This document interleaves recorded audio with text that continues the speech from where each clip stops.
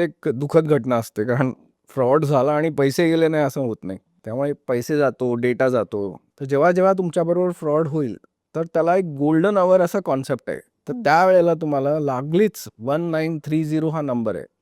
परत सांगतो 1930 हा मिनिस्ट्री ऑफ होम अफेअर्सचा नंबर आहे, जो भारत सरकारचा आहे. त्याला लगेच फोन करायचा. फोन करून ज्या बँक डिटेल्समधनं म्हणजे तुमच्या बँक डिटेल्स पैसे गेलेत आणि जिकडे गेलेत हे दोन्ही बँक डिटेल्स त्यांना द्यायचे. त्यामुळे लिहून काढायचं, पहिलं त्यांना फोन करायचे, दोन्ही डिटेल्स द्यायचे. मग ते काय करतात, लागलीच जे टार्गेट बँक अकाउंटमध्ये पैसे गेलेले असतात त्याला ब्लॉक करून टाकतात. कधी कधी काय होतं, सेकंड लेवलला पण पैसे जातात, म्हणजे तिथनं दुसरीकडे ट्रान्सफर होतं. कारण यांची सायबर क्राईमची चेन कशी चालते मी पुढे सांगेनच तुम्हाला. पण मग हे जे अकाउंट्स आहेत ते तुम्ही ब्लॉक करून टाकलेत की मग नंतर जी स्टेप असते ते तुम्ही कुठल्या तरी वकिलाला हायर करून रिटर्न ऑफ प्रॉपर्टीचा अर्ज दाखल करून मग तो कोर्टाची ऑर्डर घेऊन ते पैसे आपल्याला परत मिळवता येतात त्याच्याकडनं. एक स्टेप ही झाली. सेकंड स्टेप जी आहे ती cybercrime.gov.in ही वेबसाईट आहे.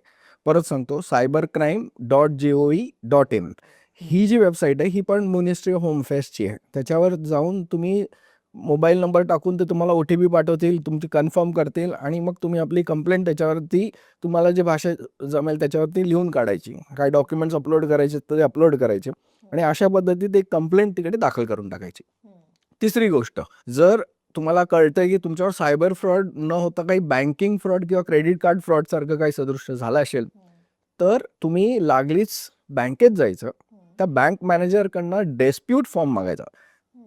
डिस्प्यूट फॉर्म तुम्ही जेव्हा मागता त्यांच्याकडनं, तेव्हा ते डिस्प्यूट फॉर्म तुम्हाला देतात. त्याच्यावर लिहून टाकायचं की ही अकाउंट आम्ही डिस्प्यूट करतो, सही करायची, त्याचा एक्नॉलेजमेंट कॉपी तुम्ही त्यांच्याकडनं घेऊन टाकायची. मग बँक त्याला डिस्प्यूट म्हणून गृहीत धरतं. जर ते इन्व्हेस्टिगेट करतात, जर तुमचा नेग्लिजन्स नसेल त्याच्यामध्ये, तर RBIच्या रूल्स प्रमाणे त्यांना बंधनकारक आहे की तुम्हाला त्यांनी ते पैसे द्यायचे असतात. कारण बँका काही इन्शुरन्स क्लेम करू शकतात त्यांच्यावर झाल्यामुळे. पण खूप वेळा असं बघण्यात पण आलंय की बँका करत नाही आणि मग तुम्हाला वकिलांकडे जावं लागतं आणि मग त्यांचा पाठलाग करावा लागतो. तर कोर्टात पण वेगवेगळ्या कंझ्युमर फोरममध्ये जाता येतं आपल्याकडे. ॲड्ज्युडिकेशन ऑफिसर म्हणून जे मंत्रालयात बसतात ते सायबर क्राईमचं सिव्हिल कोर्ट आहे. त्या IT ॲक्ट खाली त्यांना ज्युरिस्डिक्शन मिळतं, तिकडे जाता येतं आपल्याकडे. खूपच मोठं अमाऊंट असेल काय असेल तर आपल्याला हायकोर्टात जाऊन सुद्धा दाद मागता येते. पण हे लक्षात घ्या, हे सगळं काही तुम्ही घोडचूक केली नसेल तर. जर तुम्ही मोठी घोडचूक केली असेल की मी इन्व्हेस्ट केले, माझी ग्रीड आहे, म्हणजे जी आपल्या मनामध्ये लालच उत्पन्न करून जेव्हा आपल्याकडनं पैसे काढले जातात आणि तुम्ही पूर्ण होशोहवासाने करता, तेव्हा आपल्याला कोर्टाकडनं तितकी हे मिळत नाही. पण 1930 तरी पण चालतंय तुमचं, कारण टार्गेट अकाउंट फ्रॉडच आहे. त्याच्यामुळे तुमचे पैसे जर तिकडे गेलेत तर तुम्हाला ते नंतर आपल्याला कोर्टाकडनं ते पैसे आपल्याला परत घेता येतात. अच्छा. आणि असे मी भरपूर केसेस हँडल करतो. माझ्याकडे काही सेलिब्रिटीज पण आहेत आपल्या. आणि अशी एक सेलिब्रिटी आहे ज्यांचे बाबा पद्मश्री अवॉर्डी म्युझिशियन आहेत, ते होते. ते स्वतः सुद्धा म्युझिशियन्स आहेत, फॅमिली आहे पूर्ण. त्यांनी अराउंड 3.5 कोटी इन्व्हेस्ट केले होते. आणि ती शृंखला अशी चालली की त्यांना ते कन्व्हिन्स झाले, ते सिनियर सिटीजन आहेत, ते कन्व्हिन्स झाले म्हणून त्यांनी आपल्या मुलीचे इन्व्हेस्ट करायला लावले, जावयाचे इन्व्हेस्ट करायला लावले आणि वाईफचे पण इन्व्हेस्ट करायला लावले त्याच्यामध्ये. असे करत करत ते एवढे पैसे गेले.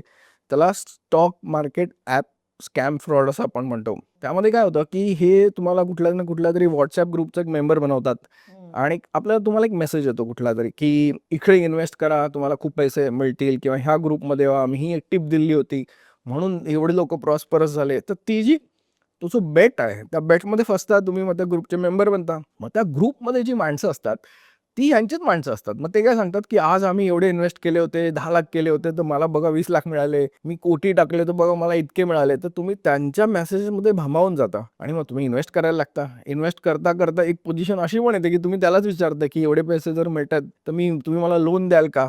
मग ते तुम्हाला लोन काढायला सांगतात. आणि हा जो ॲप असतो, सर्वात महत्त्वाची गोष्ट ही आहे की हा जो ॲप असतो ना, हा ॲप पूर्णपणे खोटा असतो.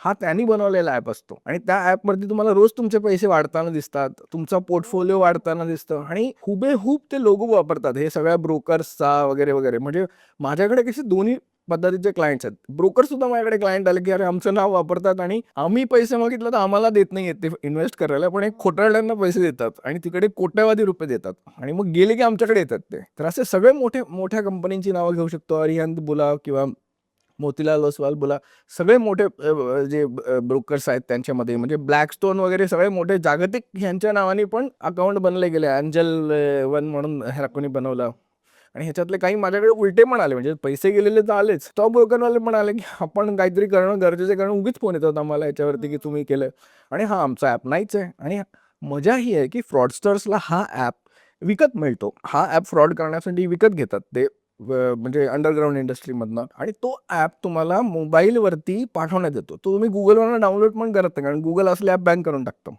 मग तो तुम्हाला ते एका मेसेजनी पाठवतात किंवा त्यांची खोटी वेबसाईट असते. म्हणजे आता खोटी एंजल किंवा मोतीलाल ओसवाल सारखी दिसणारी वेबसाईट असणार, तिथे देणार की हा ॲप डाउनलोड करा. मग तुम्ही तिकडे जाऊन क्लिक करतात. तुम्ही पहिलेच भांबावलेत की अरे ही खरीच कंपनी आहे, हा खराच ग्रुप आहे. मग तिथे क्लिक केल्यावरती तो ॲप तुमच्याकडे डाउनलोड होतो. ॲप डाउनलोड झाल्यावरती तुम्हाला वाटतं आम्ही त्याच्यातच त्या दुनियेतच आहोत आणि रोज पैसे वाढताना दिसतात आणि तुम्ही गुंतवणूक करत करत जाता. मग एक पद्धतीला एखाद दिवशी तुम्ही जर 50,000 रुपये मागितलेत त्यांच्याकडनं तर ते देतात पण, आणि तेवढंच देतात. आणि जेव्हा मोठे पैसे तुम्हाला विड्रू करायचे असतात तेव्हा मग तुमचा फोन घेणं, तुम्हाला ग्रुपमधनं काढून देणं आणि मग तुम्हाला कळतं की आम्ही पूर्ण अडकले गेलेलो होतो.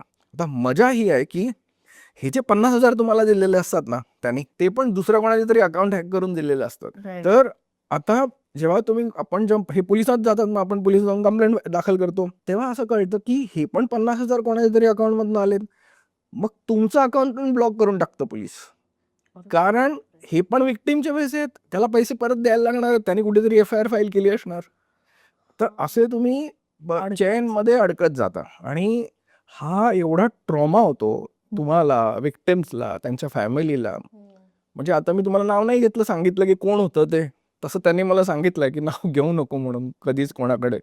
आणि असे खूप जण आहेत, वकील आहेत, सेलिब्रिटीज आहेत माझ्याकडे. एक तर माझ्याकडे अशी क्लायंट आहे जी आपल्या भारतातली एक सर्वात मोठ्या कंपनीची डिरेक्टर होती, एक अतिशय हुशार सिनियर सिटीजन. तिचे आई बाबा आहेत, ती सिंगल हे आहे आणि तिचे आई बाबा त्यांच्याकडे वरळीला राहतात, एकदम पॉश ह्याच्यामध्ये. तिचे 23 कोटी रुपये गेलेत.